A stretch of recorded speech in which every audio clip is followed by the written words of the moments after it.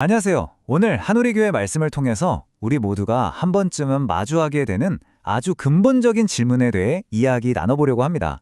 그건 바로 눈앞의 현실이 너무는 거대하고 답답할 때 과연 믿음으로 산다는 건 대체 뭘까? 하는 질문이죠. 자, 그럼 한번 시작해 볼까요? 설교가 정말 인상적인 실화 하나로 시작되는데요. 20년 동안 다닌 안정적인 직장을 뒤로하고 모두가 불가능하다고 말하는 낯선 땅으로 떠난 한 선교사님 가족 이야기예요.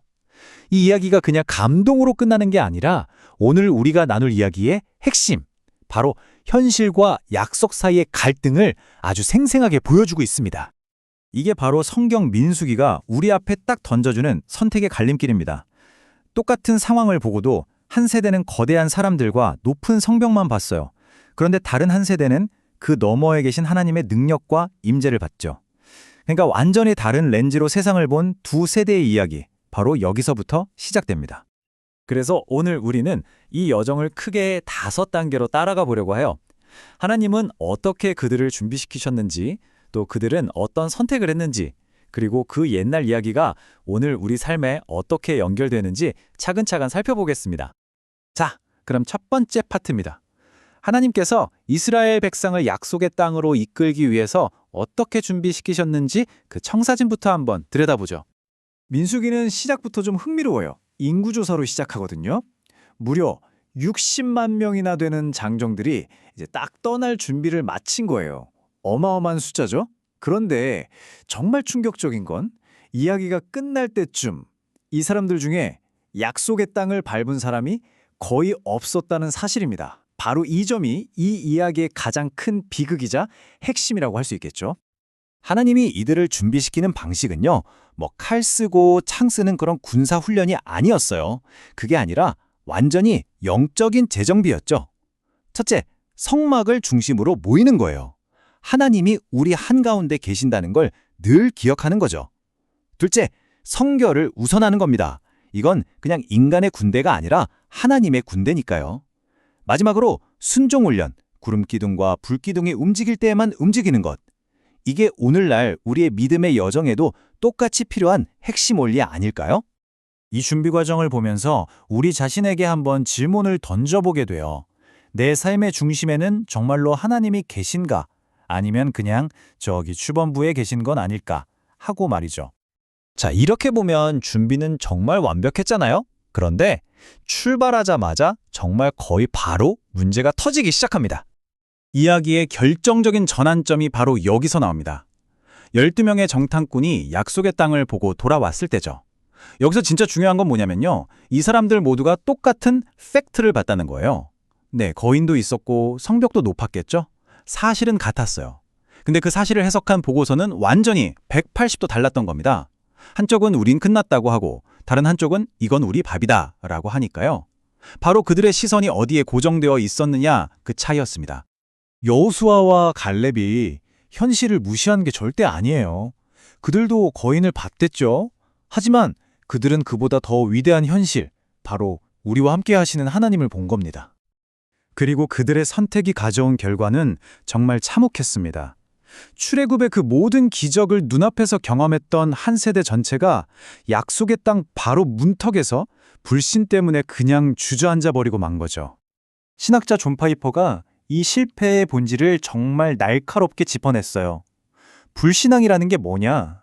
결국 하나님보다 세상이 더 매력적으로 보이는 거라는 거죠.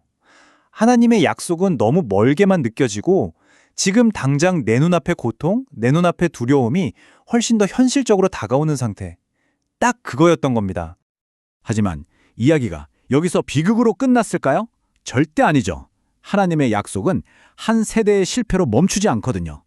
자, 이제 다음 세대가 이 약속을 어떻게 이어가는지 한번 보시죠. 이게 정말 중요한 포인트입니다. 1세대의 실패가 하나님의 신실하신 약속을 취소시키지는 못했다는 사실이에요. 40년이 흐르고 두 번째 인구조사가 실시됩니다. 숫자는 거의 비슷했어요. 하지만 구성원은 완전히 달랐죠. 이 새로운 세대는 광야에서 태어나고 자라면서 하나님의 신실하심을 매일매일 경험한 세대였어요. 부모 세대와는 세상을 보는 눈 자체가 달랐던 겁니다. 이 2세대의 믿음을 한 문장으로 정의하자면 바로 이거예요. 하나님이 내일 행하실 일이 오늘 내 눈앞에 보이는 현실보다 더 확실하다는 확신. 그러니까 아직 이루어지지 않은 미래를 근거로 오늘을 살아내는 힘이죠. 자, 그러면 이 수천 년 전의 이야기가 21세기를 살아가는 우리랑 도대체 무슨 상관이 있을까요?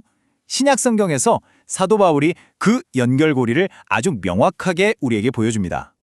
바울이 뭐라고 하냐면요. 이스라엘의 광야 여정 전체가 우리 자신을 위한 본보기라는 거예요. 일종의 거울 같은 거죠.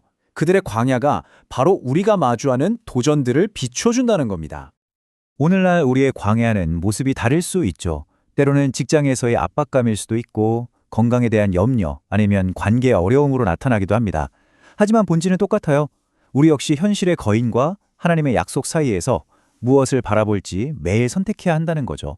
이건 단순히 긍정적으로 생각하자 이런 차원의 문제가 아니라 내 삶의 기초를 어디에 둘 것인가에 대한 근본적인 질문인 겁니다. 자, 그렇다면 이 모든 이야기에서 우리가 가져가야 할 가장 중요한 딱 하나의 아이디어는 무엇일까요? 여기서 핵심은 이거예요. 믿음은 맹목적으로 현실을 무시하는 게 아니라는 겁니다. 아냐, 거인 없어. 성벽 안 높아. 이렇게 눈 가리고 아웅하는 게 아니라는 거죠. 오히려 현실을 똑바로 보되 그 현실보다 하나님이 훨씬 더 크시다는 것을 인정하고 바라보는 것. 그게 바로 진짜 믿음입니다. 그리고 우리에게 가장 큰 위로와 소망은 바로 여기에 있습니다. 이 모든 믿음의 싸움이 결국 우리 자신의 힘에 달려있지 않다는 사실이죠. 우리를 위해 예수님께서 이미 가장 혹독한 광야를 통과하셨고 완벽한 승리를 거두셨습니다. 우리의 믿음은 바로 그 승리 위에 굳건히 서 있는 겁니다. 그래서 마지막 질문은 바로 우리 자신에게 돌아옵니다. 오늘 당신의 눈은 무엇을 보고 있나요? 당신을 압도하는 현실의 거인입니까? 아니면 그 거인보다 훨씬 크신 하나님이십니까? 설교를 마무리했던 이 희망적인 축복의 말씀으로 오늘 이야기를 마치려고 합니다.